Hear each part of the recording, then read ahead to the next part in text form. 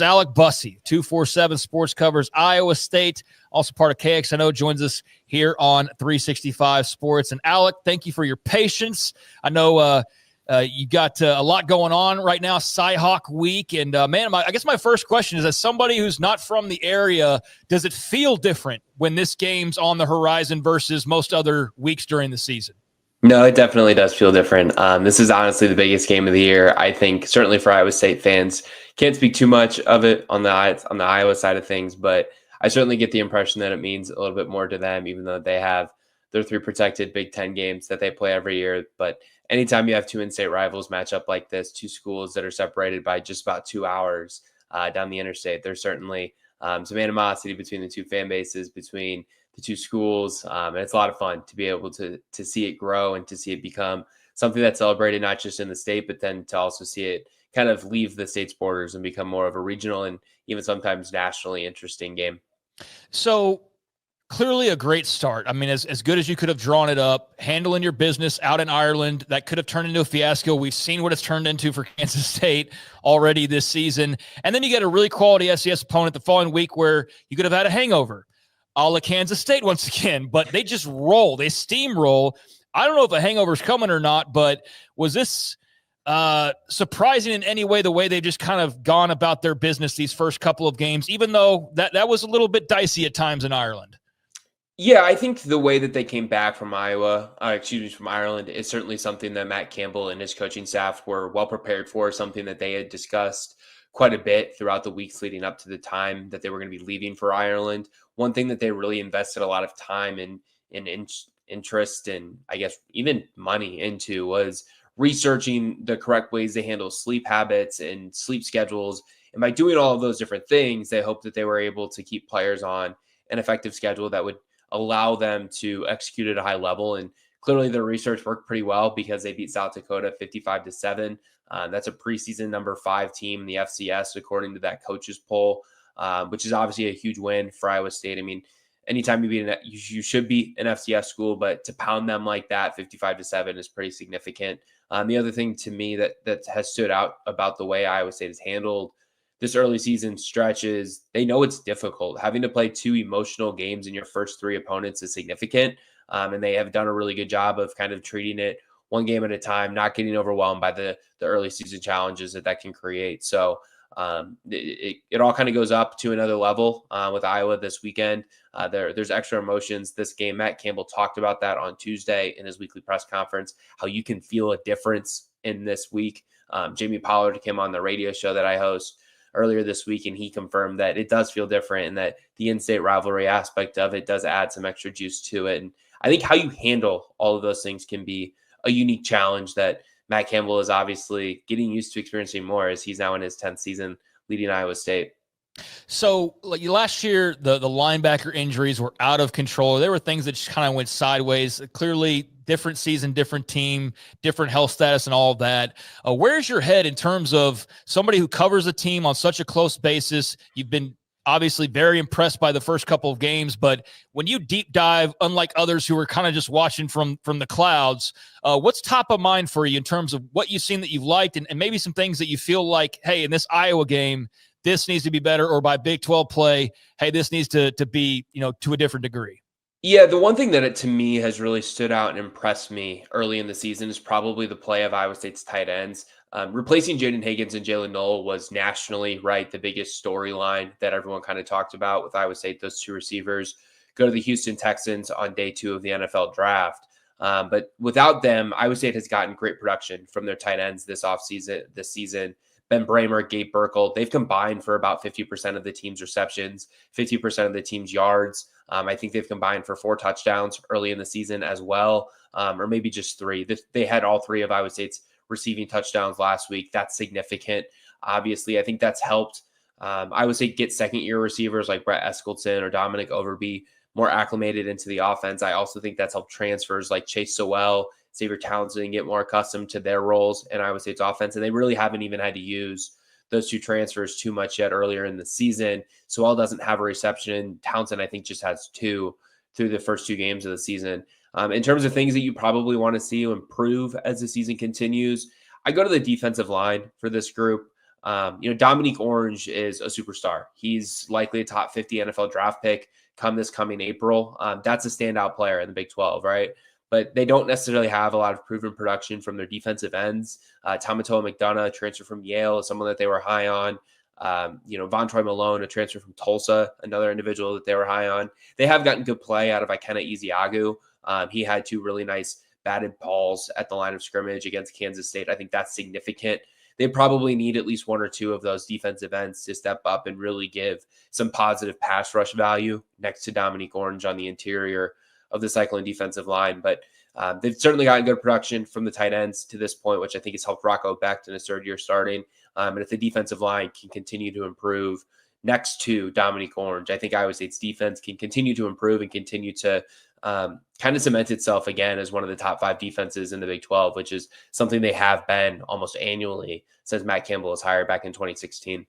So there's some good games, not quite to the level of last week, just the abundance of especially ranked versus ranked matchups. But this is one of the biggest, and certainly if you know anything about the rivalry, one of the most anticipated. How excited are people to have Big Noon in town? Just kind of what is the buzz in terms of the spotlight that's being placed on Ames, Iowa this weekend?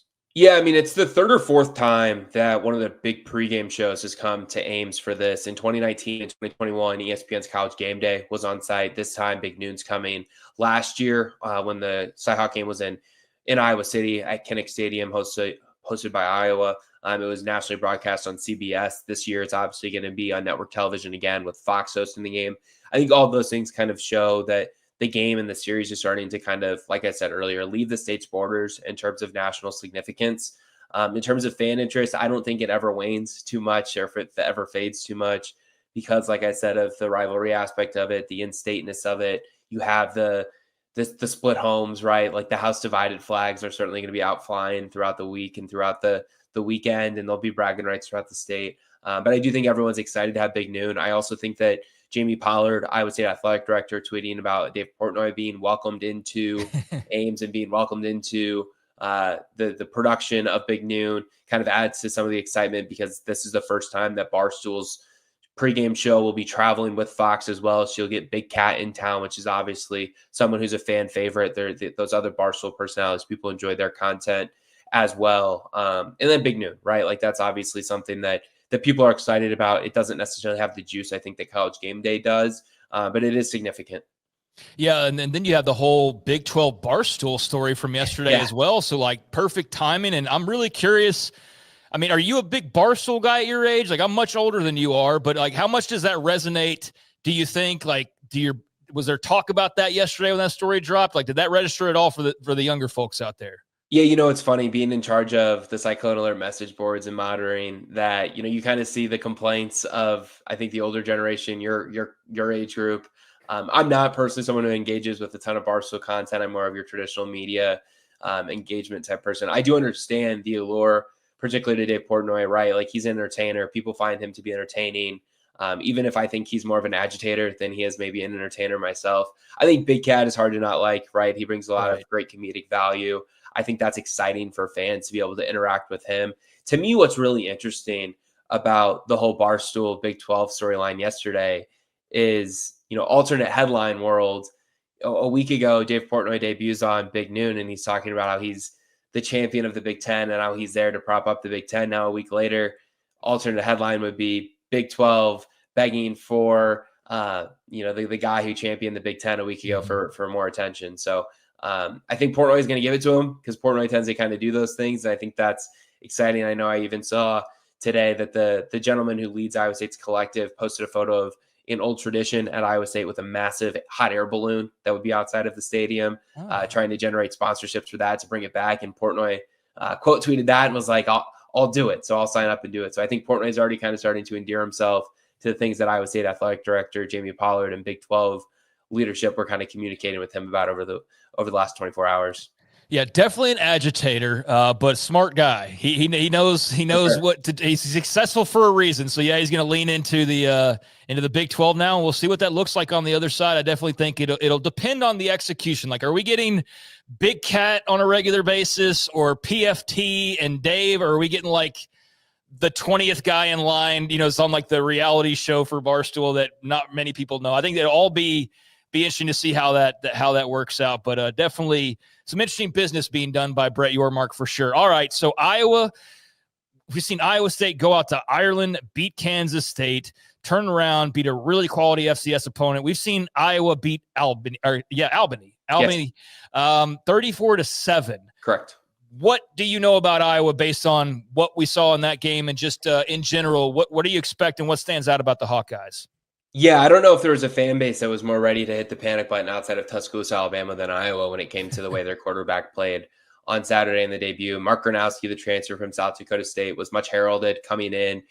Former Walter Payton Award winner. That's the FCS version of the Heisman. Won a national title at the FCS level with South Dakota State. I think he threw for over 12,000 yards in his time there. So for him to come in to Iowa last week and complete, I think 8 of 14 passes for 44 yards, had a couple throws in the red zone, which were, worse than what you would have seen under like the Deacon Hill, Spencer Petras type days, which is concerning to say, right? Like he had some really bad misses on back-to-back throws, and that's really tough for Iowa fans to diagnose and to see and observe. I do think, though, that what would concern me most if I was an Iowa fan based off of his performances, the talk coming out of it is that he was nervous, had the jitters.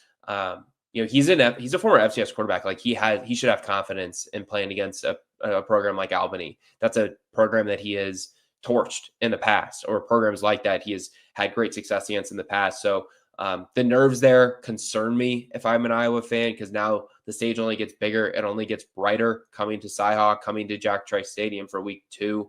I think that, you also look at that at Iowa, they're going to be without their starting running back. Kamari Bolton had a right arm or right shoulder injury that led to him being put in a sling for the second half of last week's game. I think that leads to a couple of other running backs, Jazz Patterson, Terrell Washington, getting more opportunities. Xavier Williams led them in rushing a week ago, had about 125 rushing yards. I think he'll get an opportunity. And then the defense, we've come to know and expect Iowa to have one of the best defenses in the country. This one's not as experienced as previous defenses are, less experienced, particularly at the linebacker and the secondary positions. Defensive line, though, is deep.